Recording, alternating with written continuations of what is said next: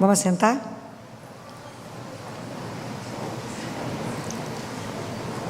Sábado nós celebramos o quê? O que foi que a gente teve sábado? Festa de todos os? E domingo nós celebramos? Qual que é o problema número 1 do ser humano? Qual é o problema de ponta a ponta da terra, do mundo? Qual é o problema número 1 do mundo, do ser humano? Meu, seu, de cada um. Qual que vocês acham? Problema número 1 do ser humano: falta de dinheiro? Traição? Qual que é o problema número 1? A morte. Ô palavrinha gostosa de engolir. Mas precisamos começar a conversar mais sobre isso. Qual é a última frase do credo? A gente reza ele de cor, todos os dias. Eu vou falar com vocês agora. Qual que é a última frase do credo? Não sabemos. Ainda mais que a gente passa batido nela, né? A gente reza assim, correndo. Qual é a última frase do credo? Creio na ressurreição da carne e na vida eterna. Amém. Nós, a gente reza isso, não sabe nem o que está falando. Então, presta atenção. Muitas vezes nós vamos pegar o credo que está escrito assim: espero a ressurreição da carne. Porque, na verdade, às vezes a palavra, o esperar, o credo, o crer é transformado em esperar, porque a fé deságua na esperança. É a nossa esperança, é a ressurreição. E na vida eterna, na vida sem fim que virá. E eu pergunto para vocês: crê de verdade nisso? Você já pensou sobre isso? De verdade, que esse corpo será te dado de volta? Você acredita nisso de verdade? E por que que antes no credo, antes de falar da ressurreição e da vida que é eterna, ele não te conta o que que precede? O que que precede a ressurreição e a vida eterna? A morte, está escrito isso no credo? Não, por quê? Porque ela não é razão de fé. A morte é a única certeza da nossa vida. Santo Agostinho fala que a morte é a doença que a gente contrai quando nasce. Não é verdade? Ele fala: nasce uma criança, você não sabe se ela vai ser bonita ou feia, a cor dela, você não sabe nada que vai ser criança, você não sabe se ela vai ser alta ou baixa, feliz, rico ou pobre, você não sabe nada do menino, mas você sabe de uma coisa: que ele vai morrer. Mas já não pensa nisso, né? A gente tenta burlar essa história de todas as formas, mas é preciso que a gente pense nisso, porque qual é o remédio contra a morte? Ou se esse bando de cristãos sentado que não souber responder isso, vão morrer. Vamos embora. Qual é o remédio contra a morte, gente? Qual é o remédio contra a morte? Vocês têm que saber pregar isso. Nós somos cristãos. A evangelização não é só minha, é de todo mundo que foi batizado. Qual é o antídoto? Qual é o remédio da morte que você vai explicar para um tanto de gente? Qual é? Qual é o nome? Qual é o nome? É Jesus. Doçura da nossa vida.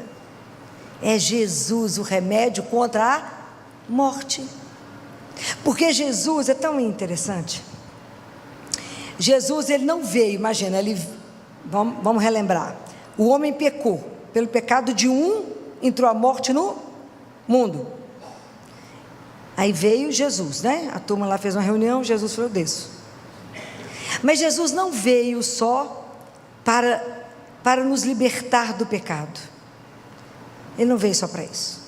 O que Jesus fez para nós além disso? Além disso, além de ter nos livrado do pecado, né? nos libertar do pecado, nos tirar do reino das trevas, nos transferir para o reino de luz, que é o reino de Deus. O que mais que Jesus deu para nós, que é uma coisa sem tamanho, sem preço? Venceu a morte, ok, mas o que Ele nos deu? Não, o que Ele nos deu? Ele nos deu o amor de Deus. Isso é uma coisa extraordinária, gente. Nenhum de nós sabia que era amado por Deus, que era filho do Altíssimo, que era filha do Altíssimo. Então, quando Jesus veio, Ele venceu a morte por nós. Por causa dele, a morte não é mais uma parede, aonde a coisa quebra, bate e quebra, esfarela. A morte não é um precipício que acabou. Não é.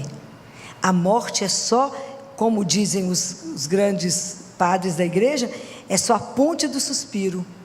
É onde eu tenho que passar. Para mim voltar para a casa do meu pai, eu tenho que passar pela morte. Não tem jeito. Todos nós vamos passar pela morte. Todos nós. Então, se eu fizesse aquele sinal sinal de mais e menos, para nós cristãos é o mais da vida, um tracinho menos da morte e o mais de novo, porque a vida nos é devolvida. Isso é uma coisa extraordinária. Então, São João Crisóstomo falou que isso então é como sono. A morte é só como um sono, porque se eu morro, desperto e a vida me é devolvida, a mesma vida é devolvida, então isso é só um sono. Mas como que a gente tem dificuldade de pensar nisso, né? Como a gente tem dificuldade? Porque Jesus, quando morre, Ele morre numa morte de cruz, que foi uma morte não só para expiar, mas foi uma morte pelo ódio. E Jesus, quando Ele conta aquela parábola dos talentos, lembra? Que eles pegam um homem e falam, você tem uma dívida que você tem que pagar. Ele fala, mas eu não tenho dinheiro. Ele devia 10.000 talentos, era dinheiro demais. E aí o rei então perdoa. Isso é o que Deus faz conosco. Deus já nos perdoou, não é?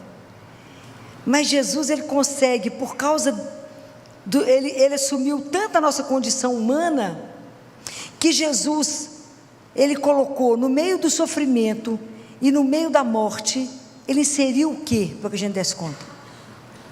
O amor. Se Deus não tivesse inserido o amor na morte e no sofrimento, a gente não daria conta de passar por tudo isso. Somente que a vida você passa a viver qualquer sofrimento, dar conta de qualquer coisa a partir da consciência de um sentido para isso, senão a gente não daria conta. Então Jesus veio para nós transformar tudo isso.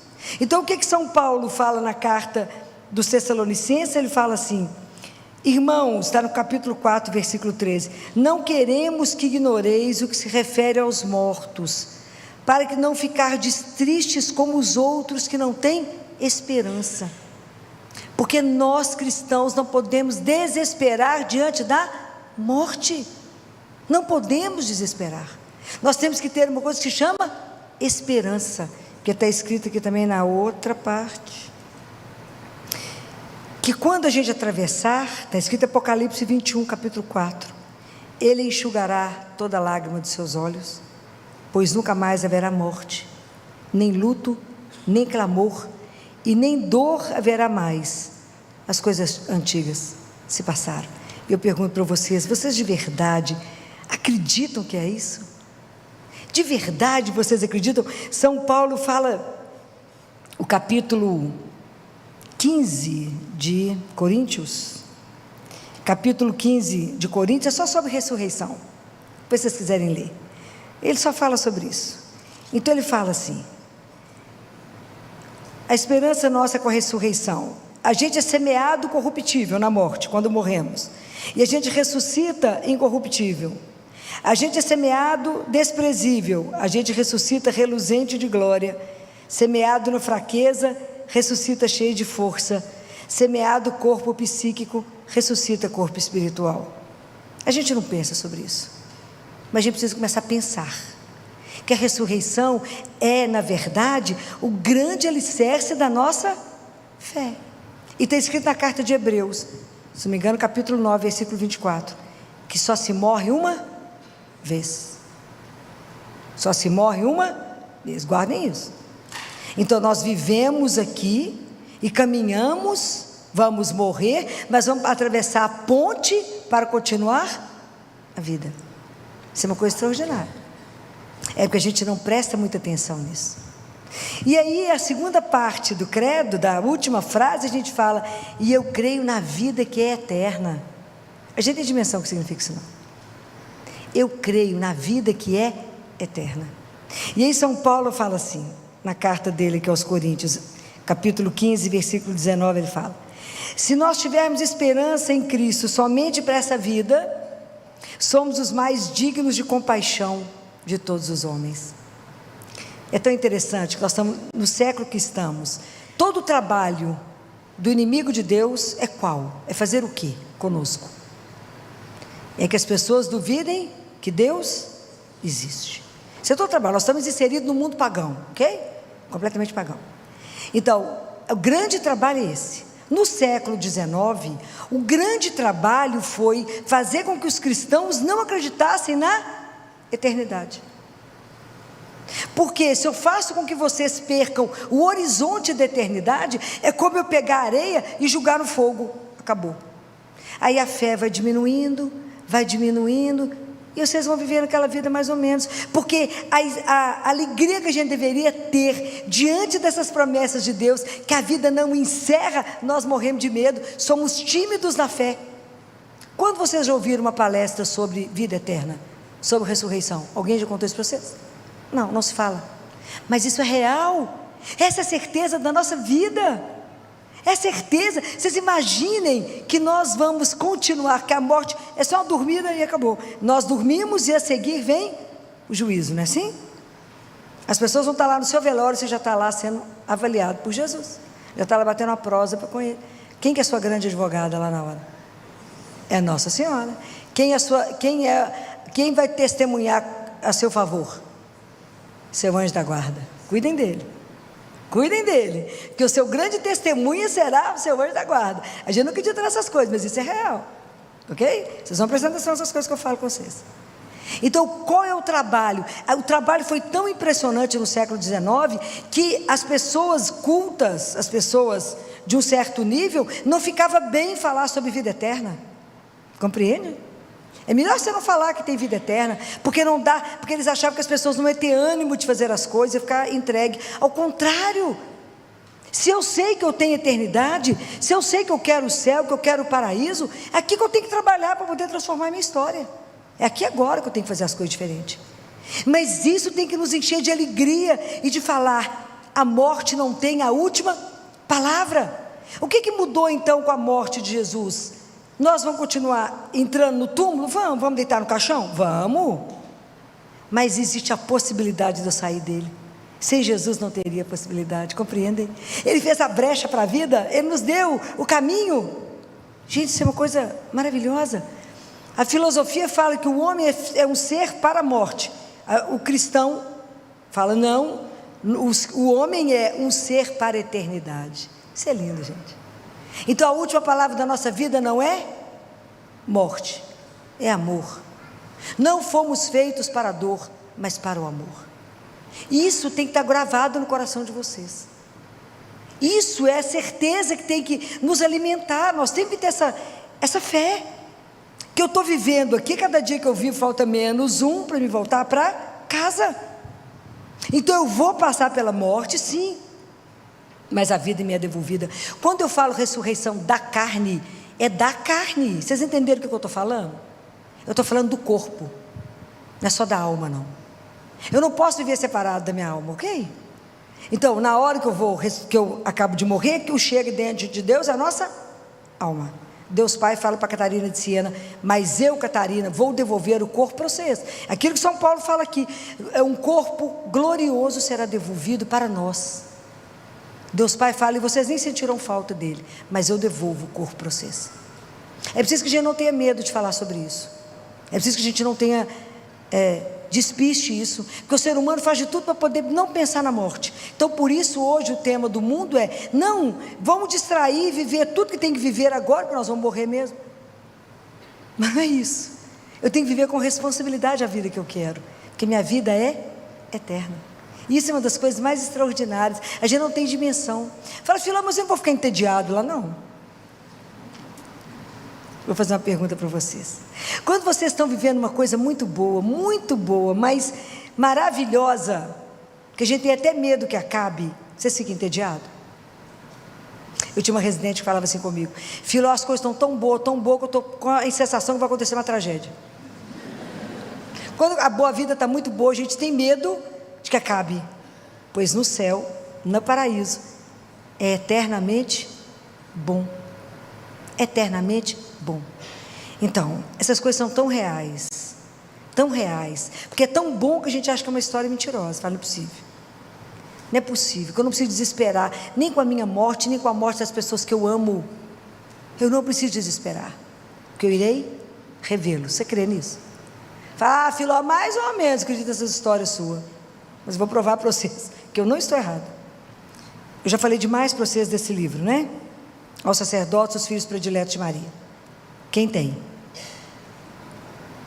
Então vocês aproveitem, porque eu peguei tudo que está marcadinho de fininho aqui. Foi o que Nossa Senhora falou no dia 1º, sobre o dia 1º de novembro ou o dia 2 de novembro, finados ao dia de Todos os Santos. Então vocês podem ler que tem coisas aqui maravilhosas. Então eu vou resumir, claro, para vocês. E ela fala uma coisa linda, que ela fala assim: peça a intercessão dos santos. Peça os santos para ajudar vocês, porque eles já passaram por aqui onde vocês já passaram, viveram a vida de vocês, e eles estão aqui no céu, diante de Deus, fazendo o quê? Fazendo o quê? O que os santos estão fazendo no céu, gente? Rezando por nós. Essa consciência nós temos que ter, que é uma igreja única. Nossa Senhora fala, é a igreja padecente, é a igreja peregrina, que somos nós, a igreja padecente, que é os que estão no purgatório, e a igreja que já está na glória. Ela falou, os santos ficam o tempo inteiro intercedendo por vocês. Vocês são vítimas de muitas ciladas do demônio, de muita coisa para fazer vocês cair. Os santos estão vendo e intercedem por vocês o tempo inteiro diante do Pai. Então, se vocês têm um santo que vocês rezam muito, entregue as coisas, peça ajuda, fala, me ajuda a vencer esse caminho, me ajuda a dar conta. Ela fala da intercessão real dos santos. Ela fala, chamem os anjos. Nesse tempo que vocês estão vivendo, que é um tempo de sofrimento, ela fala, os anjos foram dotados de mais poder para tirar vocês das ciladas do inimigo. Então vocês não dispensem isso não, porque eu trouxe para vocês o que ela falou. E Nossa Senhora fala isso, ela fala, e rezem pelas almas do purgatório. Eles não podem mais rezar por eles, mas eles rezam por vocês. Eles veem tudo o que está acontecendo e intercedem por vocês. Rezem pelas almas daquelas pessoas que já morreram, que vocês conhecem, peçam a Ele ajuda. Reza por Ele e peça ajuda. Nossa Senhora fala, peçam ajuda.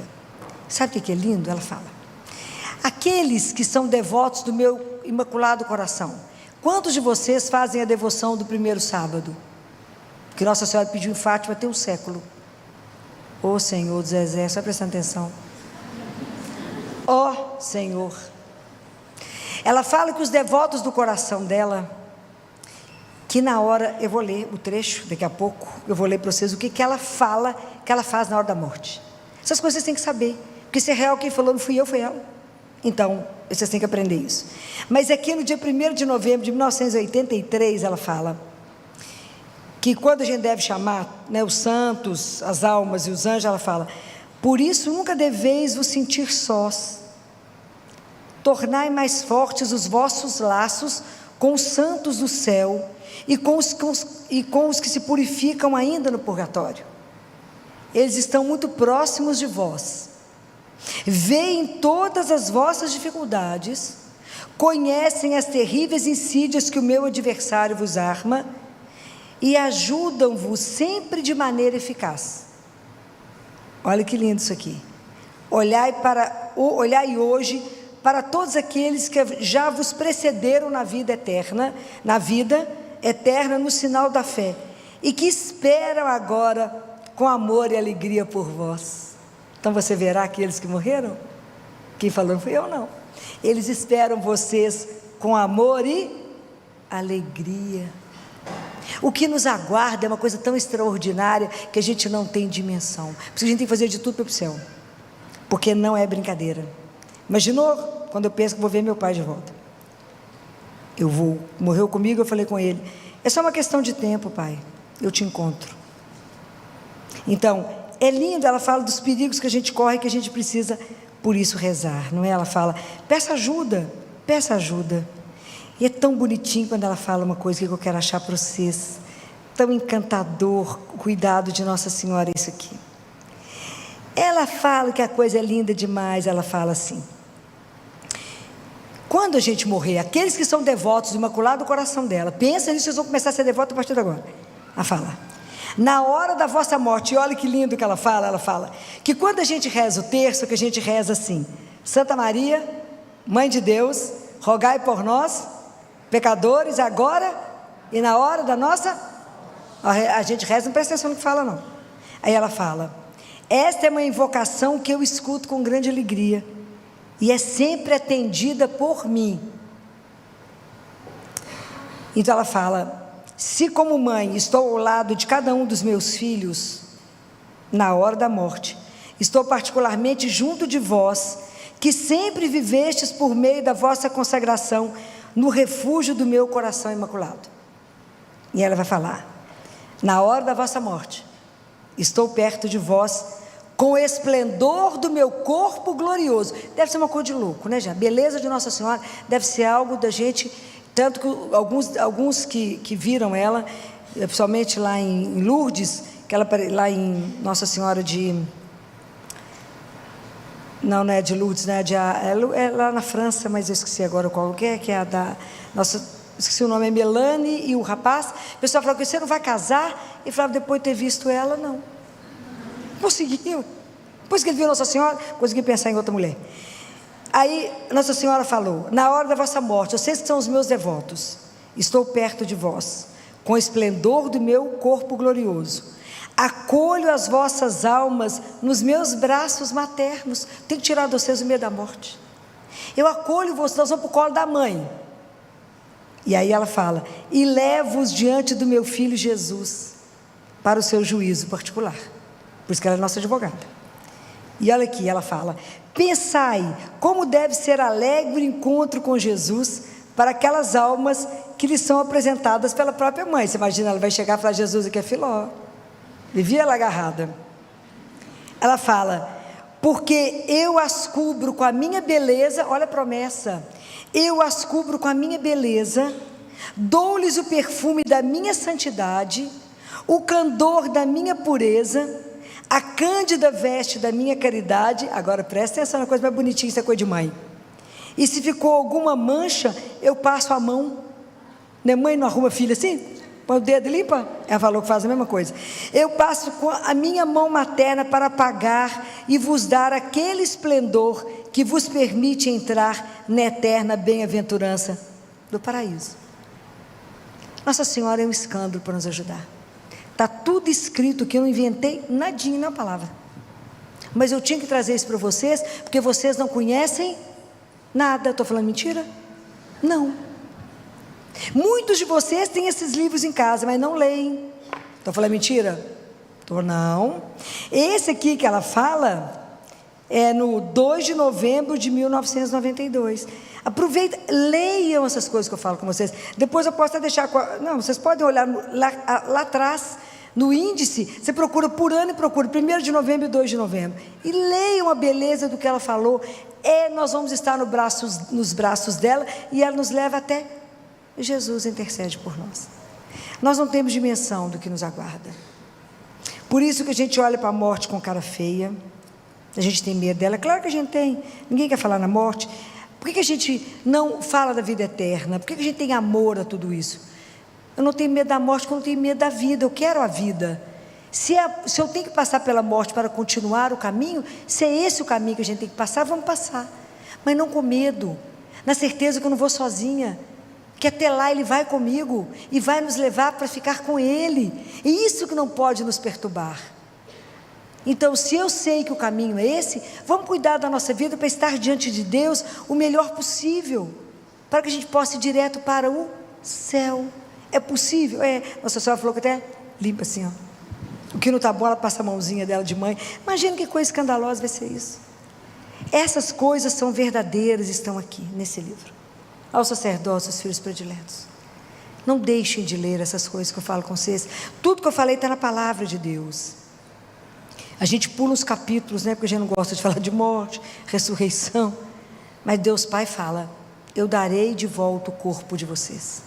Mas Deus Pai tem uma queixa conosco, Ele fala: meus filhos sofrem demais porque não conseguem bens materiais, sofrem porque não conseguem uma casa, sofrem porque não conseguem um carro, uma coisa, mas eu não vejo meus filhos sofrerem porque não conseguem os bens espirituais, ok? E Ele fala, depois que chegou aqui, nenhum passo a mais, para de onde estava. E como a gente não sabe o dia e a hora, vamos nos preparar? Vou viver com alegria essa vida que vai incomodar muita gente. Fala, por que essa alegria? Gente, que eu vou morrer, olha que alegria. Porque eu vou voltar para a casa do meu pai. Fala, louca. Não é a vida que me pega. Aqui eu vou trabalhando o que eu tenho que fazer. De olho para saber se é hoje. É hoje que você vai me levar? Não. Confessa todo mês. Anda com a vida em dia, porque se ele chamar, fala, que alegria, amigo. Vamos embora agora, ué. Bora. Bora, porque lá é a vida que não tem fim. Não tem mais morte. Não tem luto, não tem dor, não tem separação, é eterno. Só um pai pode fazer isso para um filho. Só o pai pode nos querer junto com ele, nos guardar debaixo do braço dele, abraçar cada filho que volta para casa. Pensa nisso que eu vou dizer para vocês. Meu pai me espera.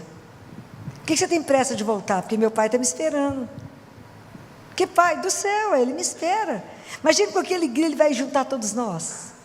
Imagina, ele fala desse banquete que ele vai servir de vinhos, de iguarias maravilhosas. Imagina, nós não temos dimensão, não. Ainda bem que São Paulo não conseguiu retratar para nós o que ele viu, que ele ficou tão tonto, que ele falou, nenhum olho viu, nenhum ouvido ouviu, nenhuma mente é capaz de imaginar o que Deus tem preparado para aqueles que eu amo. O que falta a você acreditar que isso é verdade?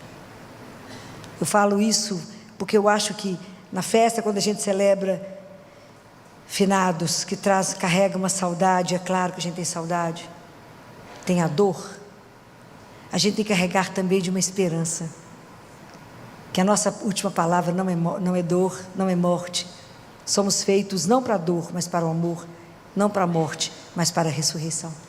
A nossa vida tem uma continuidade, ela foi escolhida, nós poderíamos simplesmente não existir, Ele escolheu cada um de nós, para que vivêssemos com Ele eternamente.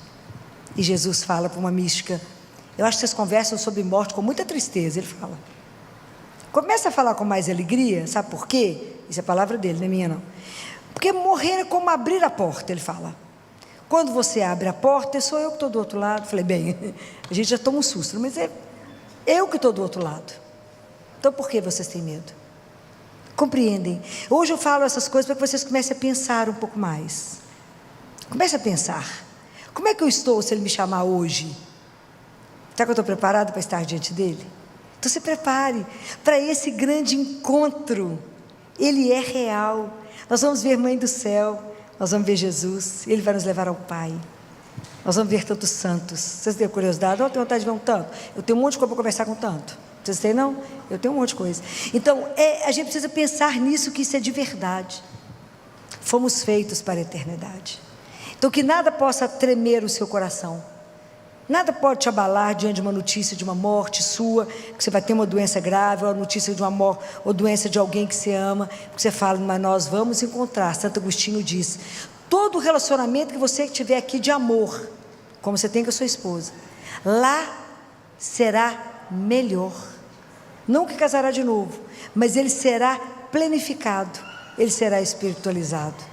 Compreendem? Não casaremos outras vezes, mas o amor lá, todas as relações que foram boas aqui, serão infinitamente melhores lá. Eu espero que a gente encontre todos lá, que imagina tanto de assunto, eterno. Vamos conversar demais, brincar demais, viver o que ele precisa ser vivido. Até lá, não tenham medo, pensem nisso, leiam, releiam essas coisas que eu falei com vocês. Meu único objetivo era tirar do coração o medo da gente falar da palavra morte, encarar isso faz parte da nossa vida, mas ver isso com mais leveza, sabendo que temos a ressurreição e uma vida que não terá fim. Louvado seja nosso Senhor Jesus Cristo.